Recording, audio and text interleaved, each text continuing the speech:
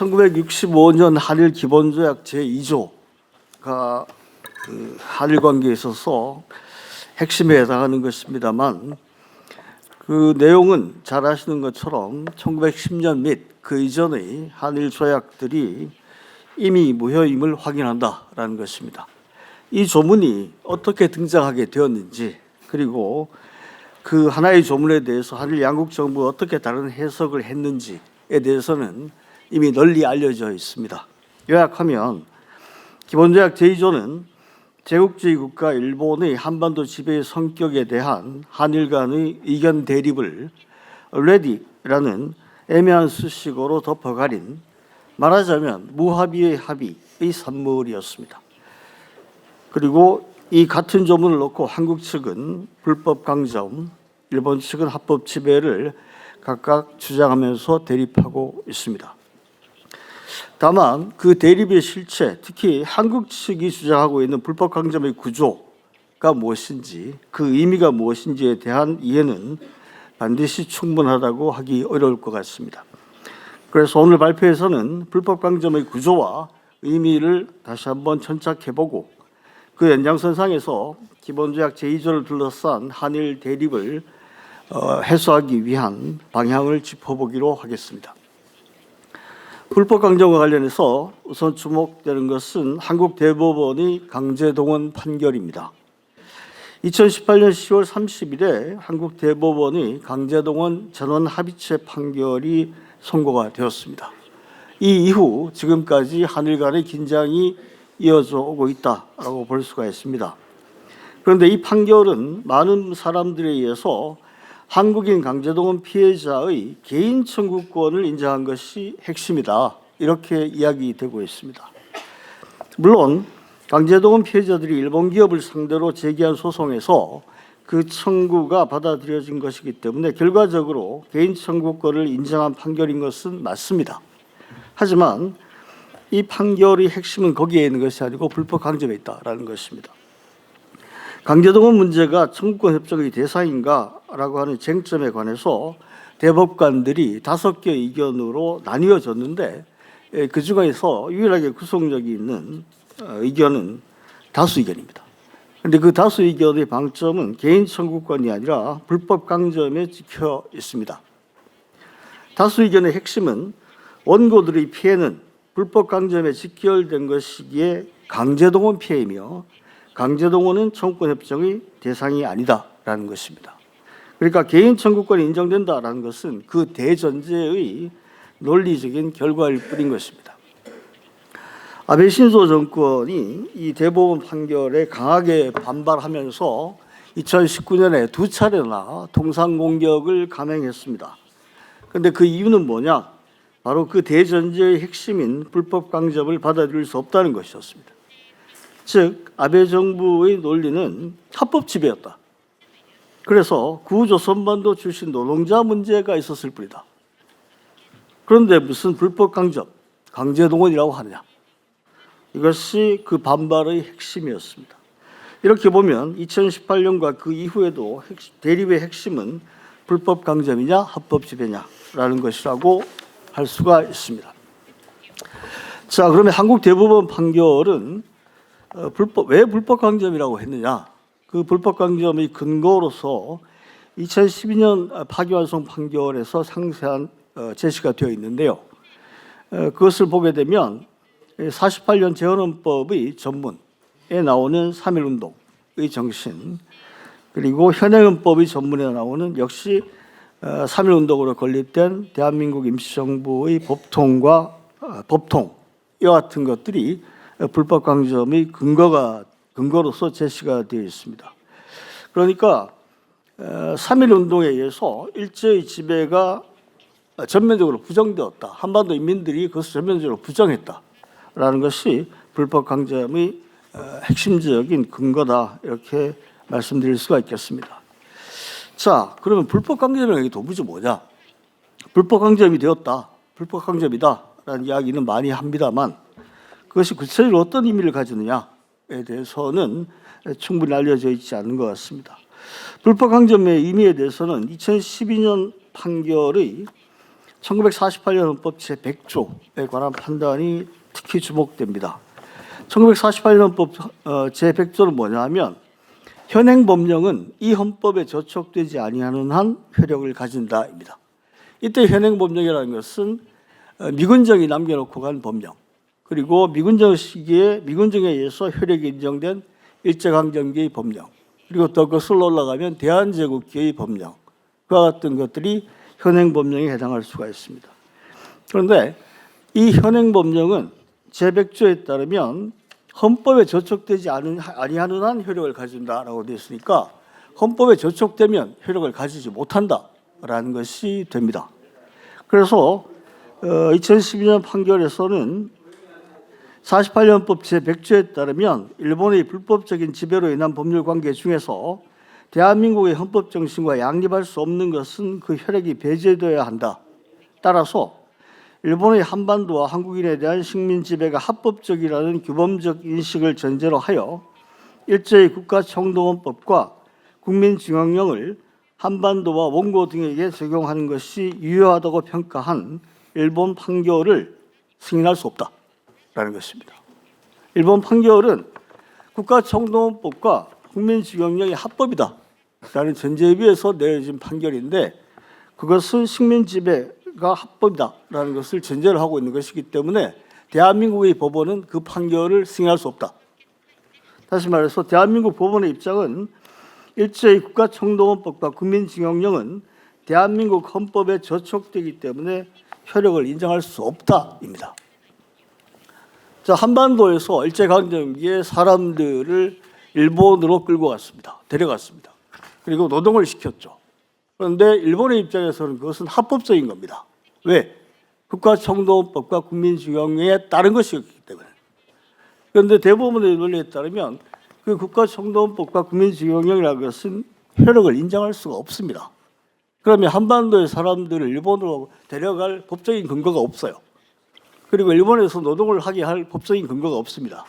법적인 근거가 없이 사람을 끌고 와서 일을 시키면 강제연행, 강제노동이 되는 겁니다. 그래서 합쳐서 강제동원이 되는 겁니다. 그래서 강제동원이라는 것이 나오는 겁니다. 일본 정부는 그걸 인정할 수가 없다는 것이고요. 자, 이와 같은 판단은 불법 강정의 논리적인 귀결입니다. 1910년 조약이 무효면 대한제국의 통치권은 일제에게 이양되지 않은 겁니다. 그렇다면 일제는 한반도에 대한 일체의 통치권을 가지지 못하는 겁니다. 그러면 일제가 한반도에 동원한 일체의 법령도 법적인 근거가 없는 강도의 명령에 불과한 것입니다. 그래서 일제의 법령에 의해서 체포, 구금, 기소, 형선고, 형집행된 독립희생 공헌자는 대한민국에서 국가보훈 대상자로서 예우 및 지원을 받는 겁니다. 불법 강점이기 때문에 그 지원이 가능한 겁니다. 또한 일제의 법령에 의해서 노무동원되었던 사람들은 강제동원 피해자로서 일본 기업의 책임을 물을 수 있는 것입니다. 또한 일제의 관원에 의해서 위안소에 입소된 사람들은 성노예를 강요당한 피해자로서 일본의 국가 책임을 물을 수 있는 것입니다. 자, 이것이 불법 강점의 구체적인 내용입니다. 하지만 이렇게 되면 떠오르는 의문이 있죠. 그러면 일제강점기에 있었던 건 전부 다 무효라는 말이냐? 그때 재산 거래했던 거 전부 다 무효냐? 그때 결혼한 사람들은 그러면 부부가 아닌 거냐? 이와 같은 의문이 떠오를 수가 있습니다. 그렇게 되면 상당한 큰 혼란이 생겨나게 되겠죠. 그래서 이 지점에서 주목되는 것이 1950년 10월에 작성된 주일대표부 대일강화조사위원회의 대일강화조약에 관한 기본 태도와 그 법적 근거라고 하는 문건입니다. 거기에 무권대리라고 하는 법리가 등장합니다. 1910년 조약은 무효왔다. 하지만 그 이후에 군사점령 및 무권대리의 권리 행사의 계속, 즉 최초에 가한 강제의 지속 중 국가 질서에 준 사실상의 제2차적, 제3차적 효과 전부에 대해서 무효를 주장하는 것은 아니고 다만 일정한 부분에 대해서 무효를 주장하는 것이다 라고 하면서 구체적으로 대인고권, 대인고권이라는 것은 사람에 대한 최고의 지배권입니다. 이 대인국권은 1910년부터 45년까지 대한제국, 한국이 가지고 있었지만 그 기능이 정지가 됐을 뿐이다. 이렇게 정리를 합니다. 그리고 그리고 제3자의 이익에 관해서 이익에 관련된 부분은 대한민국의 입장에서 추인해 줄 수 있다. 하지만 조선 총독의 행정, 사법, 입법 이것은 원칙적으로 전부 다 무효다.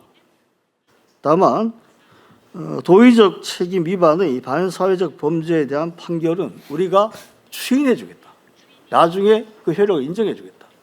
어디까지나 대한민국이 그걸 결정한다. 라고 하는 그와 같은 법리가 제시된 바 있습니다. 대법원 강제동원 판결은 이와 같은 논리의 연장선상에 자리 잡고 있는 것이라고 볼 수 있습니다. 이렇게 보면 불법 강점은 대한민국이라는 국가의 법적 정체성의 핵심 요소다라는 것입니다. 자, 그런데 일본은 거기에 반발하고 있습니다. 그래서 한일 간의 대립이 존재하고 있습니다. 그러면 이 대립을 어떻게 해석할 것인가? 이와 관련해서는 국제법의 평면을 고려할 필요가 있습니다. 왜냐하면 국가 간의 관계이기 때문에 그렇습니다.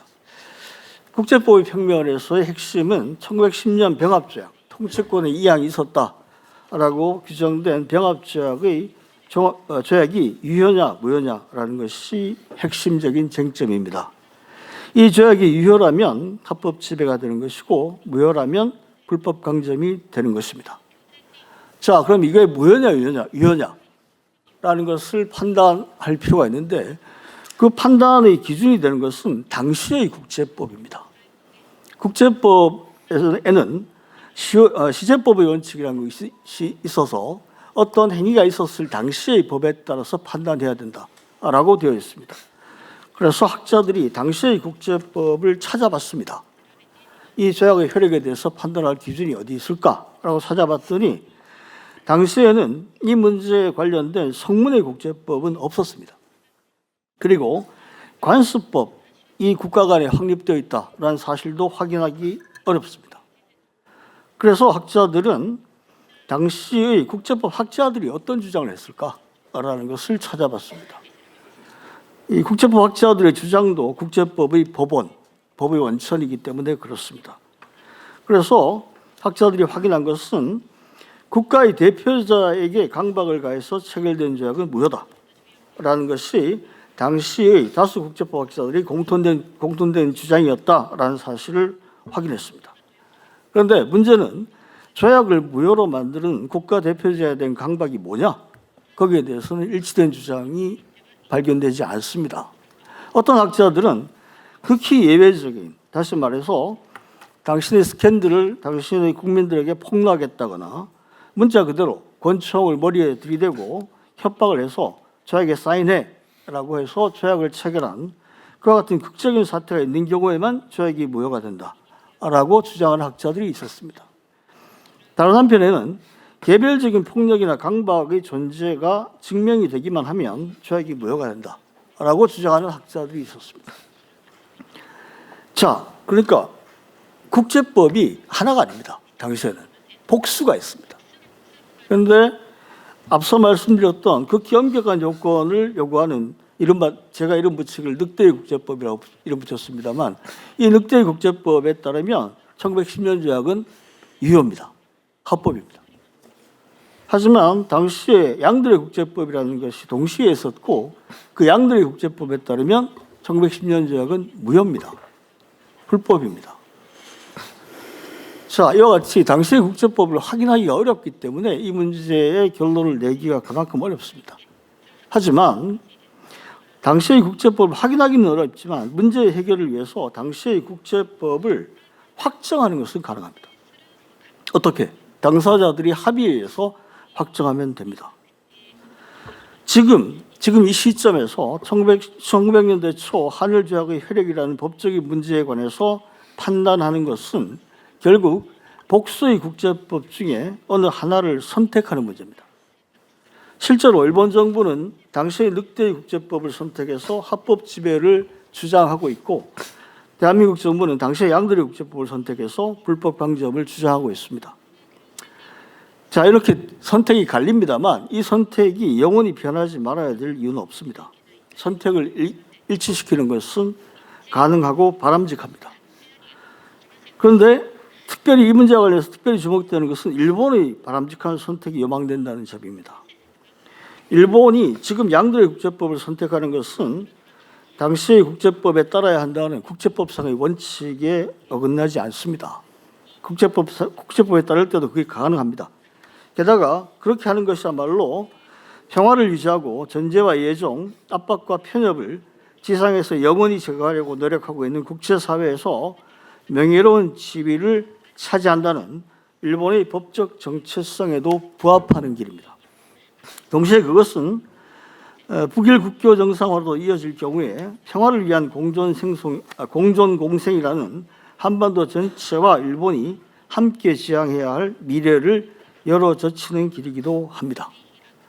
일본의 일각에서는 만일 불법 강제를 인정하게 되면 엄청난 책임이 뒤따르는 거 아니야, 판도라의 상자가 열리는 것이 아니야 라고 하는 우려가 있을 수 있겠습니다만, 한일 간에는 1965년 이후 일정한 역사가 있습니다. 거기에 터잡아서 협의가 가능할 것이라고 생각하고요. 북일 간에도 국교 정상화 과정에서 그 문제는 충분히 협의가 가능하다고 생각합니다. 중요한 것은 의견을 일치시키는 것입니다. 그것이 일본에게도 도움이 된다라는 것입니다. 맺겠습니다. 대한민국 국내적으로는 불법 강점을 확인하고 지속적으로 견지하는 그와 같은 노력이 필요합니다. 불법 강점은 1910년부터 주장되었고 65년 기본조약 제2조에 대한 해석과 그리고 1986년에 대한민국 외교부가 대한제국이 체결한 다자조약의 효력에 관한 질의에 대한 법제처의 회신에서 거듭 확인되어 있는 대한민국의 확고한 입장입니다. 대한민국 정부, 국회와 법원을 포함해서 대한민국 정부는 가능한 모든 방법으로 이 입장을 지속적으로 천명하는 것이 필요합니다. 지금 이재명 정부가 출범한 이후에 대일 관계에서 어떤 입장을 취할 것인지가 아직 명확하게 보이지 않습니다. 원칙과 실용이라는 용어가 동시에 쓰이고 있습니다. 이 자리에서 우리가 다시 한번 상기해야 될 것은 원칙을 흔드는 실용은 결코 성공하지 못한다라는 것입니다. 지금까지 여러 사례가 있었습니다.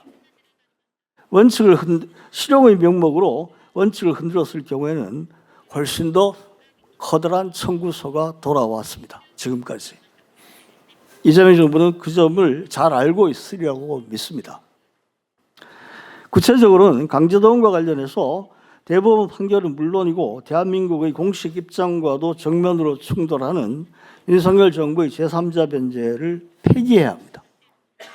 그리고 일본 정부에 대해서 한국인 개인과 일본 기업 사이의 법적 분쟁에 개입하지 말라라고 하는 입장을 명확하게 제시할 필요가 있습니다.